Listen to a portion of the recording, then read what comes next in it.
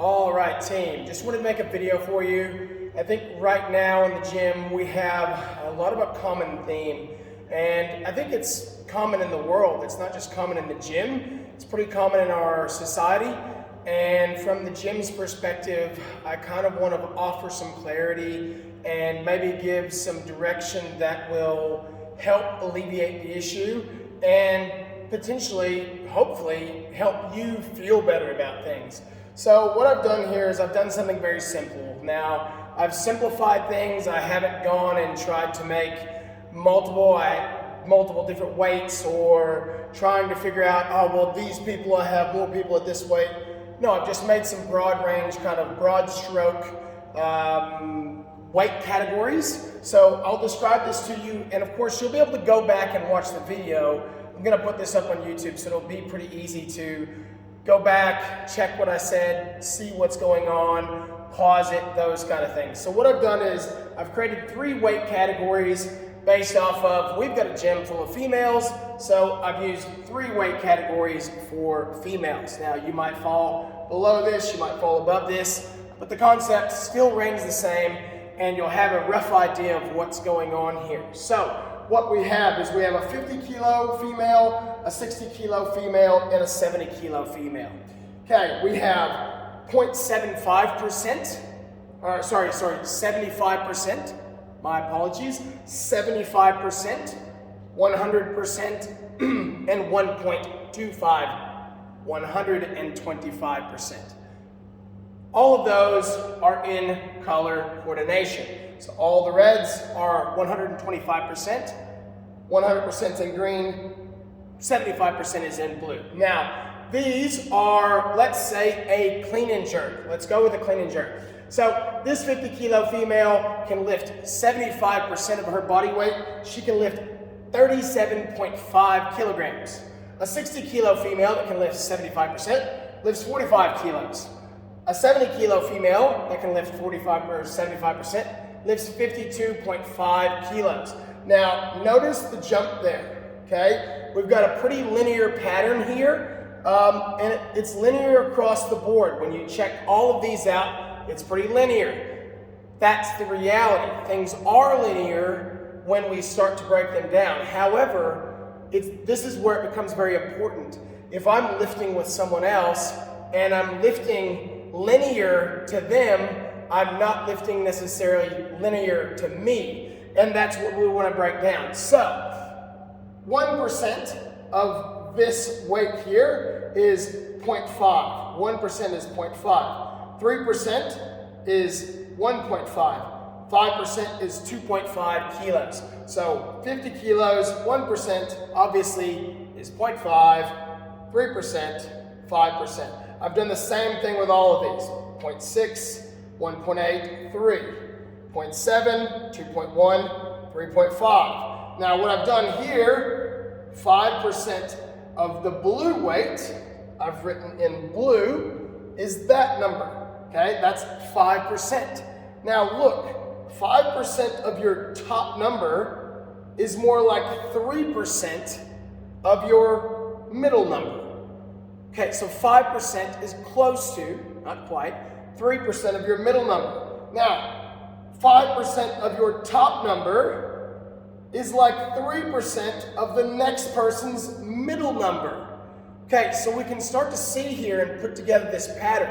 It's a-okay to lift with someone. It's a-okay to lift what you lift. But sometimes what happens is we get caught in the rat race thinking we're better, worse, or whatever, and the reality is we're just what we are, and that's okay. And this is where percentages can be really good, is a percentage, and your value is your value, and that's all that really matters. It's your value. Where you are is relative to where you are, maybe where you started, maybe you are a really naturally strong athlete, or maybe you're a naturally cardio fit athlete. All of these things, this is just putting percentages to weights. Now we could do the same thing with running. We could do the same thing with gymnastics. We could do the same thing with whatever we want. We could put all the things in a vacuum and find out exactly what percentages are. And this is important because with something like this, we can rationalize and give data to how well we're tracking, how well we're doing, and squash the I'm not getting better, I'm no good.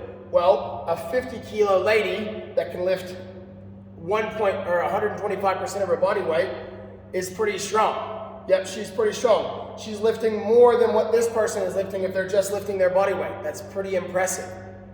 All of these numbers are impressive. Just coming to the gym is impressive because you're doing something to make yourself better. So this is one way to look at things and put things in perspective. Talking about the small percentage range. Yep, 5%. Look at those. None of those are like 10 kilos. 5% for none of these numbers is even 5 kilos.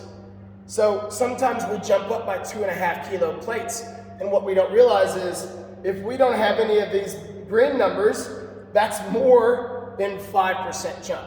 That's significant.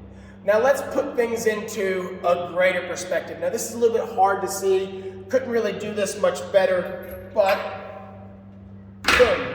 All right, this is the stage where I was gonna make an F around and find out graph, but I didn't quite do that. I did make a graph though. So what we have, and I know it's really hard to see, is we have 3 colors of dots here. Okay, we've got this plot, okay? So what we have is a 1 to 10 scale of how good we are. And then we have days of training. So there should be a correlation with how good we are to days of training. Now I've made this really generalized, okay? So the concept here is early days we're gonna have a lot of red dots. Our red dots are our I don't feel very good about that performances. Blue dots are our, hey, I'm pretty happy with that. That was pretty good. Could have been better, could have been worse. And then green dots are our, man, I crushed that workout. I did everything just how I thought I was gonna do, or I even overperformed. I thought the bar was gonna be really heavy and it wasn't. Now what's gonna happen is naturally, across the course of time, we're gonna continue to have some bad performances. But we're going to have less and less bad performances as time goes on. And what we forget about is our bad performances are below this median line. I didn't want to draw a median line because it would clutter it up, I thought. So red performances are going to continue to go up. But that's because our expectations are going up as well. A red performance over here is a good performance over here. But we often lose that perspective. We think, oh, I did so bad in that workout. What would you have done all the way back here? You couldn't have even had a good performance that stands up over here, okay? Your good performance back here is now your bad performance. And that's what we do. We create this narrative that we're not doing good enough. We create this narrative that we're not getting better. And what happens is this little red dot over here that's way off the chart, you were on your period, you were sick, you had a big weekend drinking, you went through a breakup, you know, your family member passed away. Yep, this red dot here, it could be any number of things. It's a blip on the radar, but what we see about this red dot is that this red dot was like day 1 of starting CrossFit. Yep, that red dot used to be like the ceiling for what we could do. And now it's the floor, and now we demonize it. The reality is we want to put together this graph, and we want to use it for our advantage, not for our disadvantage. Now, here's the next thing about a graph like this. Your perspective is your perspective.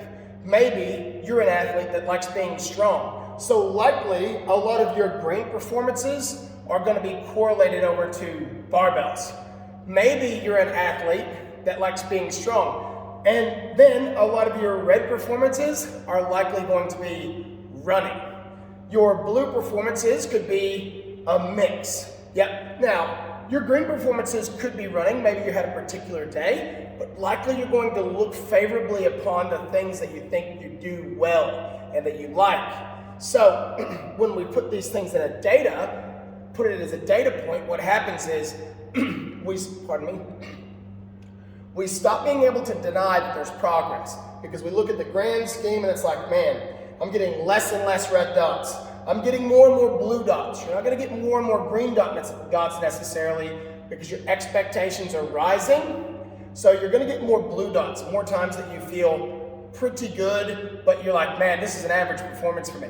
Because your average is getting better. Your good is getting better. Your bad is getting better. Literally, in every phase of the word, you're getting better. Now, this is where comparison can be the thief of joy. Sometimes we're off on our journey and we look at other people and we don't rationalize our journey. We just say, what is this person doing? And then we're trying to do what they're doing and keep up with the Joneses, and we're not concerned about where we are in that moment in time. We start to put ourselves in their shoes and make their red dots our red dots. We start to make their data points our data points, and their data points are not our data points because they don't live our life. They're not our sickness. They're not our breakup. They're not our family member passing. They're not our big weekend. We live those experiences and they can't. They could be dialed in nutrition, sleeping a ton. CrossFit is their life.